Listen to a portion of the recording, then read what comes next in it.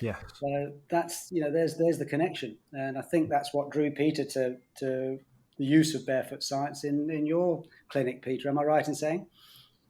What we have to realize is that when you're running, your eyes are looking ahead. Hmm. What's reading the ground is your feet. So your feet read the ground, and then you take the next step, and your foot reads the ground, and you take the next step. So you want high efficiency in reading the ground. Hmm. So there's a very simple test. Stand in a one-legged balanced position with your eyes open. Hmm. So you're standing on one leg. Your opposite leg is brought, your knee is brought up to 90 degrees in front of you. Hmm. Your hands are held up to the side of your shoulders. You're looking straight ahead. Your eyes are open and you balance on one leg. And most people could do that for 1 minute, 2 minutes. They could do that. Yeah. Okay. Now let's do the same test.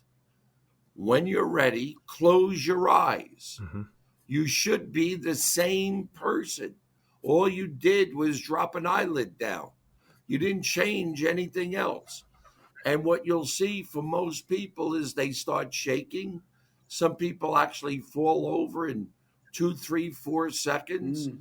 Yeah. They're not transmitting properly. They don't have good proprioceptive ability. And that becomes detrimental to the runner Hmm. because now, as your proprioceptive ability is not as effective as it should, then it's taking you longer to read and understand the ground with each foot strike. If it takes you longer to read and understand the ground, you're going to increase your ground contact time. Hmm. And all of running is just contact and flight, contact and flight. If I increase my ground contact time, it slows me down. So we've learned over the last 30, 40 years that a very good proprioceptive ability is to be able to stand on one leg with your eyes closed, stiff as an arrow for 30 seconds. Hmm. If you shake or move before the 30 seconds, that's a little bit of inefficiency that should be corrected. I came across a device known as Barefoot Science. Hmm. I knew the whole idea. Take the runner, put him barefoot in sand, let him walk around for a year barefoot in sand, and the sand will stimulate the mid arch and help their proprioceptive ability. I knew all that. Hmm. Well, how do you get that done? Most people, unless you have Stewart's kind of money, most people can't take a year off to walk barefoot in sand and say goodbye to everything else. So a guy by the name of Lance Todd, who developed Barefoot Science, he says, here's my mid-arch proprioceptive stimulator. I said, you got to be kidding me. It can't be that simple. So he gives me the thing and I start putting it on runners.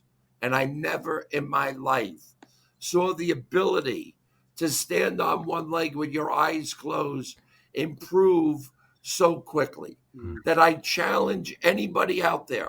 You think you're a good runner? Okay, fine. You're comparing to others. Just because you're better than others, that doesn't make you good compared to yourself. If you want to know if you're good to yourself, first, check your balance. Second, check your proprioceptive ability.